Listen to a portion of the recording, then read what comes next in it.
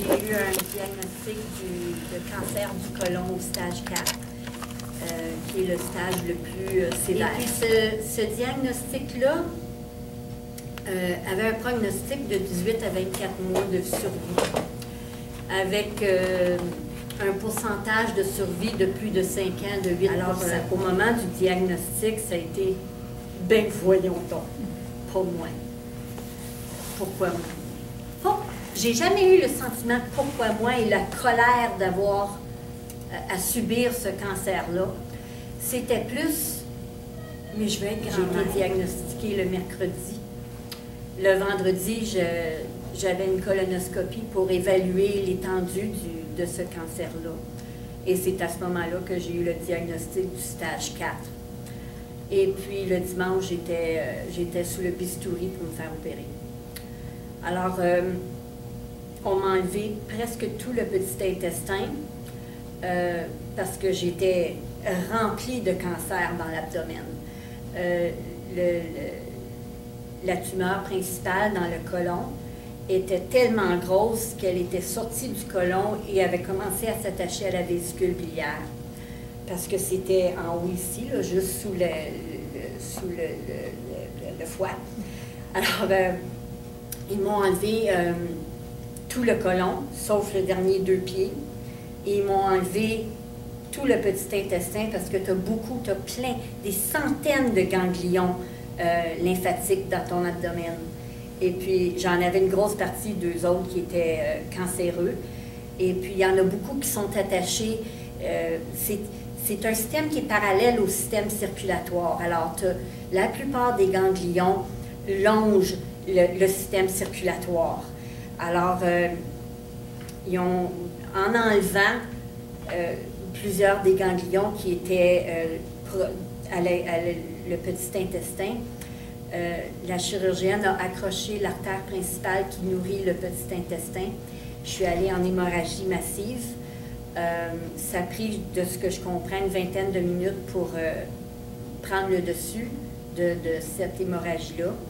Et par le temps qu'ils ont trouvé où provenait l'hémorragie, le petit intestin avait commencé à mourir. Alors, parce qu'il n'était plus nourri. Alors, ils ont été obligés de me l'enlever. Alors, j'ai maintenant le premier 4 pieds du petit intestin attaché aux derniers 2 pieds du gros intestin. Fait que j'ai pas grand-chose. Fait que, mettons que moi, quand je mange, j'ai toujours faim, ça passe tout droit. Fait que la première année a été une année très, très difficile, dû au fait que, n'ayant plus de petit intestin, mon corps a physiologiquement pas l'habilité d'absorber les nutriments nécessaires. Et dans mon cas, j'ai fait des déficits majeurs, sérieux, de potassium et de magnésium. Mais moi, je pensais que c'était les effets secondaires de la chimio. Fait que Nicolas ne se plaignait pas. Et puis, par le temps que je me suis plaint, qu'on a trouvé c'était quoi le problème, puis qu'on a été capable d'y remédier, ça l'a pris 4 mois et demi. Et puis, ce 4 mois et demi-là, je l'ai passé en chaise roulante. Je n'étais pas capable de marcher, je faisais 3 pas et je tombais parce que le rôle du potassium et du magnésium, c'est de donner la force à tes muscles. Et puis, j'en avais pas. Le cœur, c'est un muscle. J'ai appelé le 911 parce que je pensais que je faisais une crise cardiaque. C'était incroyable, c'est incroyable. Quand je devais aller à la salle de bain, à cette époque-là, je n'avais pas de sac. J'allais à la toilette comme tout le monde, si je peux dire.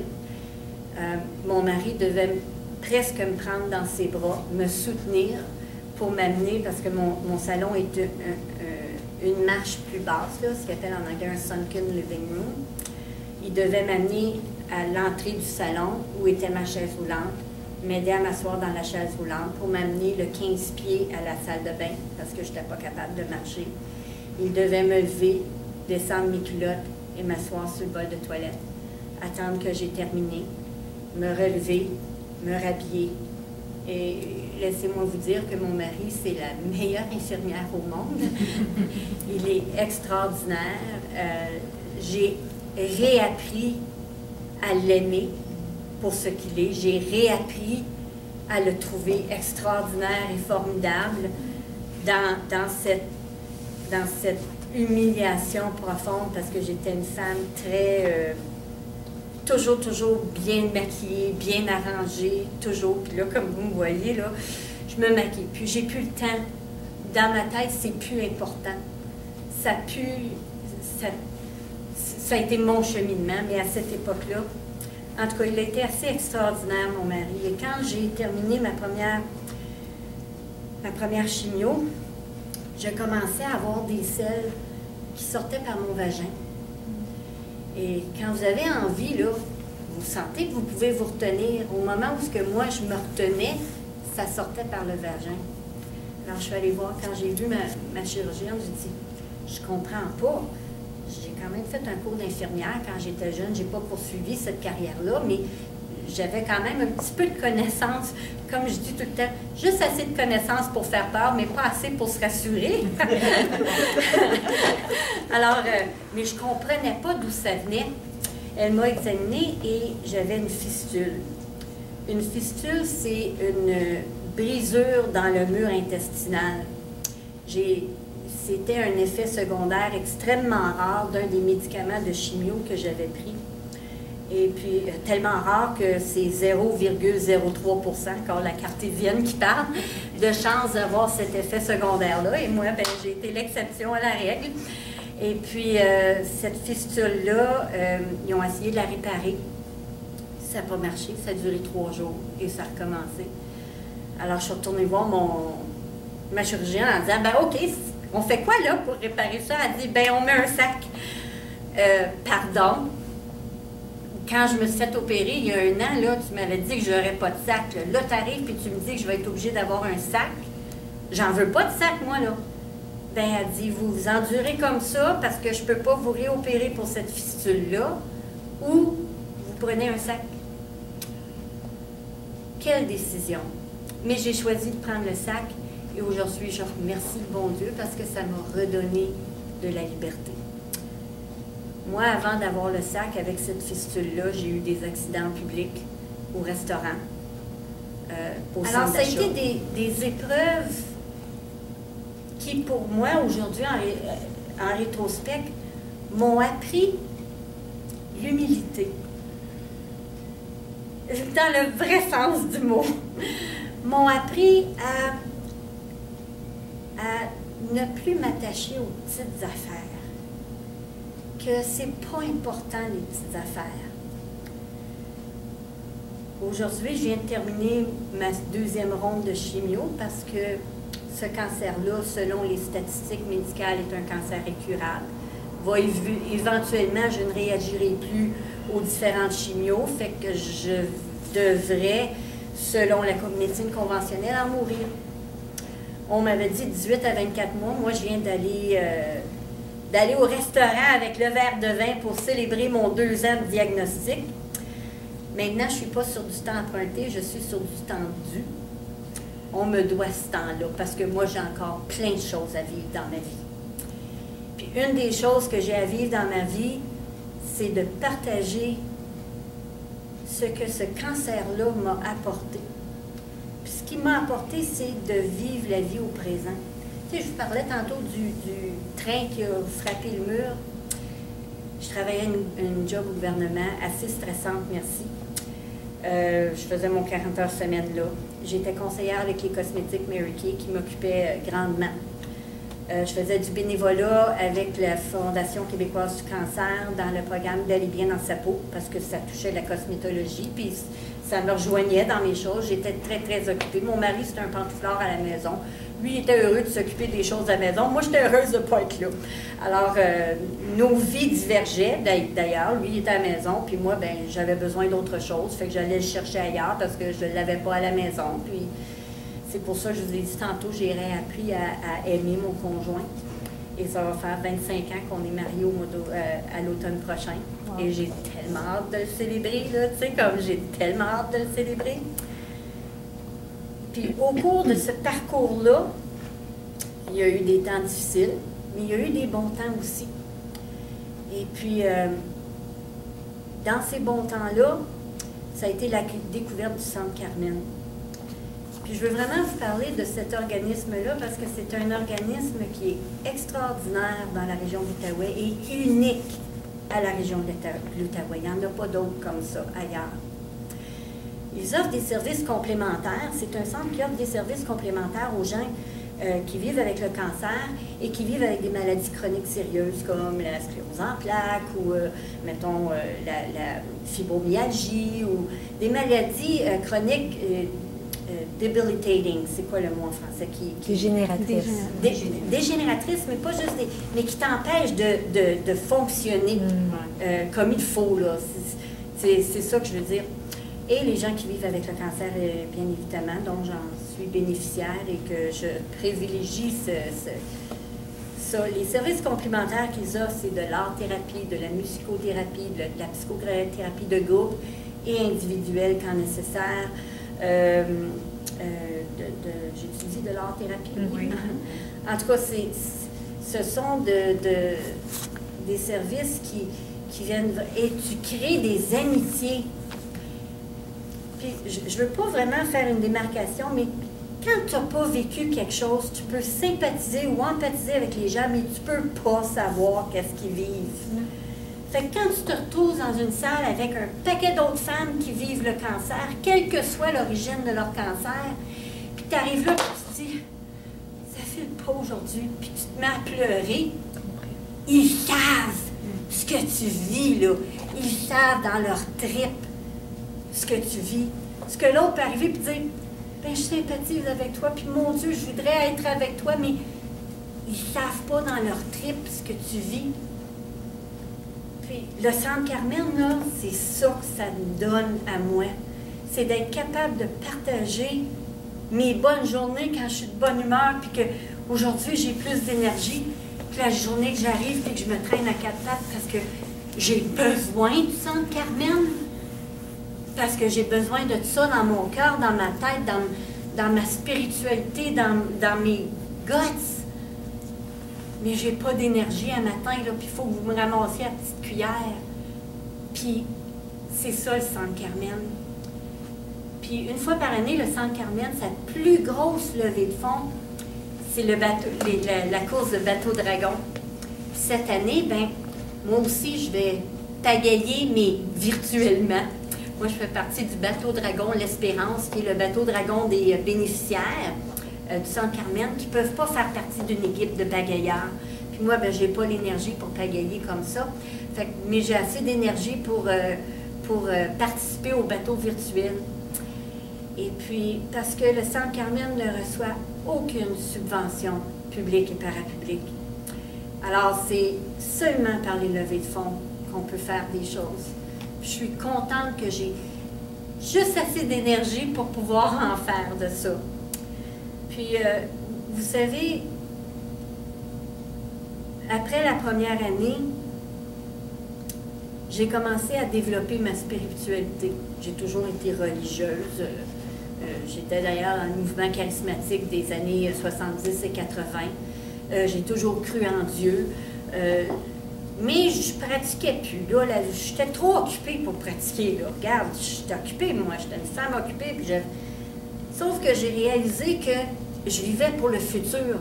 Je ne vivais pas le moment présent. Fait que moi, ce que j'ai à partager comme message, c'est de vivre le moment présent, de profiter de chaque moment. Parce qu'une fois qu'il est passé ce moment-là, il ne revient plus. Là.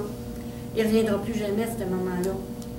Puis, moi, ben, je préparais ma pension en travaillant, parce que je travaillais au gouvernement fédéral, mais je préparais ma retraite avec passion, parce que ma retraite, ça allait être mon Mary Kay.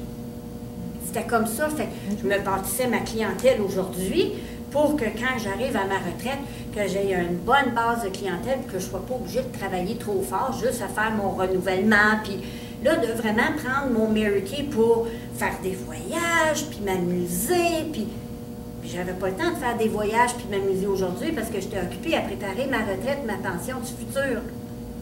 Fait que, si je peux vous dire aujourd'hui à quel point je savoure chaque moment, à quel point, là, quand je suis assise sur le sofa, je regarde un programme avec Michel, qui est mon conjoint, je savoure ce moment-là. que je n'avais pas le temps de savourer avant, parce que j'étais occupée à faire mes classes de Mary Kay, j'étais occupée à faire mon bénévolat. Parce que mon bénévolat, c'était ma fille. J'avais imposé du bénévolat à ma fille quand elle avait 15 ans. Elle dit, ouais, mais toi, maman, oh, schnoutz. Vraiment, je me trouve une cause.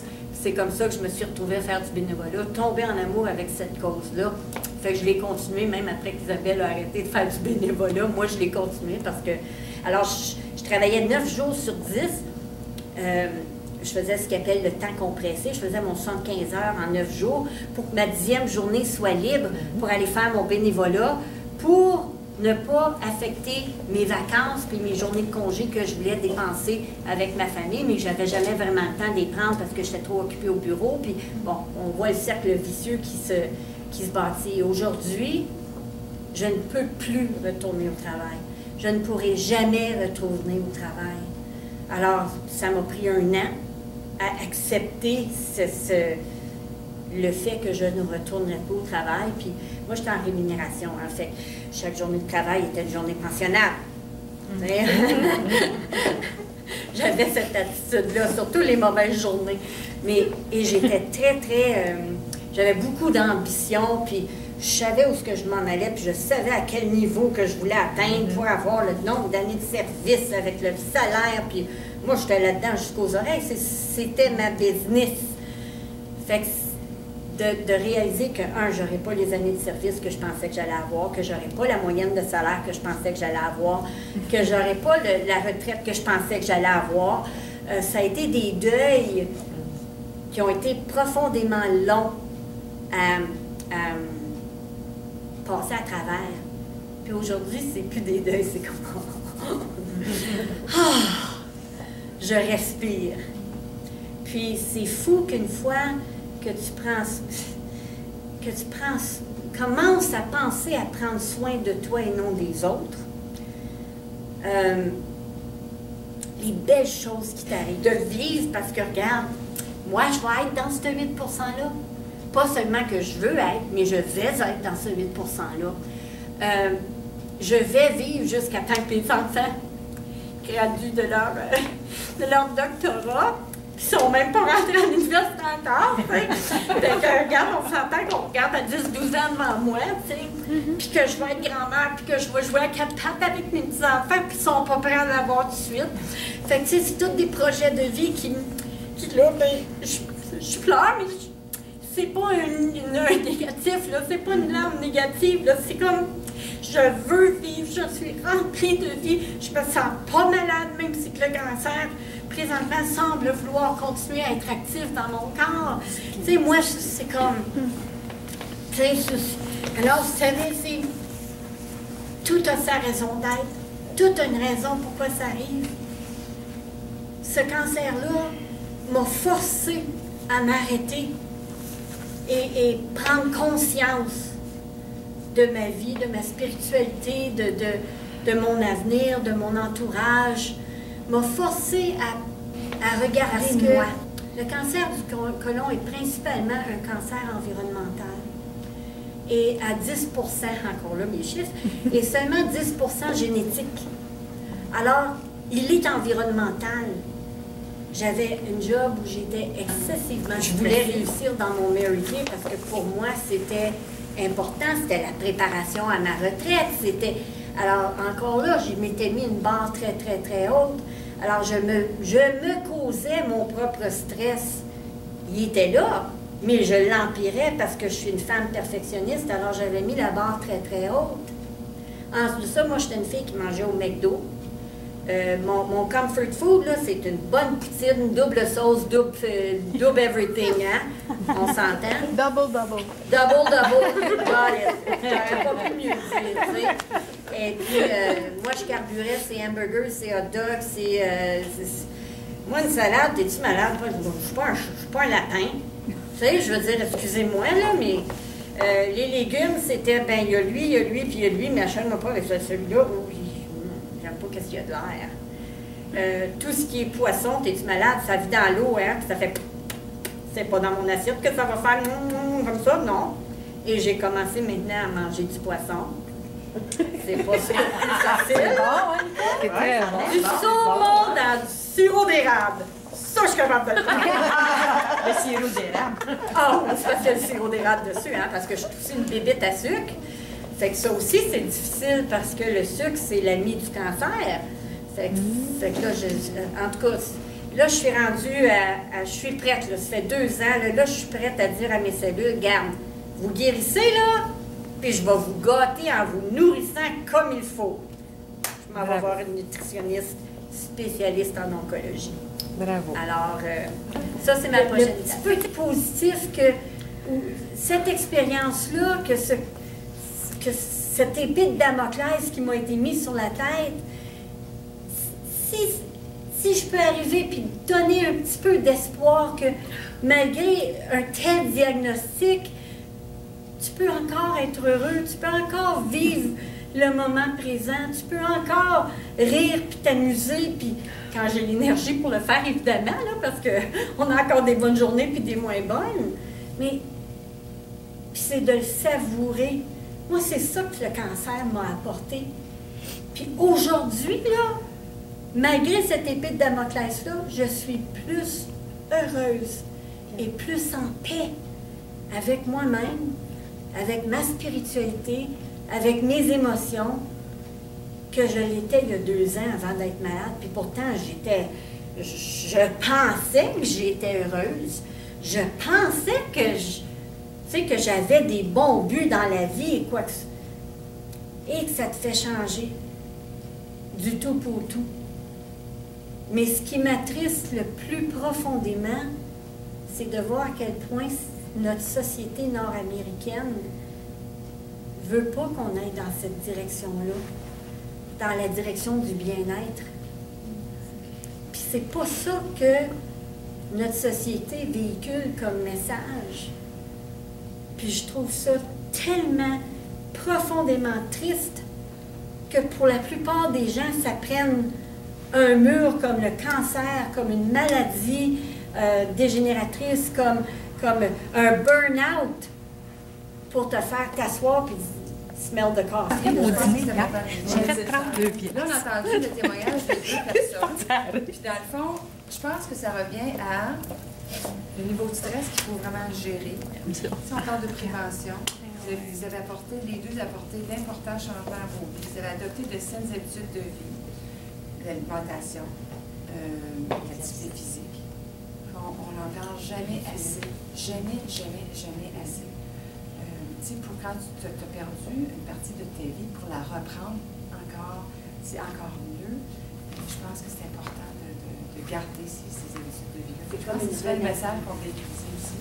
C'est vraiment de dire aux autres, attendez pas de frapper le mur pour changer vos habitudes. Mais c'est la nature humaine, hein? C'est fou. C'est fou. Mon père, là, il est mort sur son lit de mort, il me disait arrête de fumer. Il est mort d'un cancer pulmonaire. Tu penses que j'ai arrêté de fumer parce que mon père m'avait demandé de faire ça? Non. J'ai attendu de faire une crise cardiaque pour le faire. Fait que tant que tu n'es pas frappé en pleine face, on dirait qu'on ne réalise pas. On a une tête de bulle.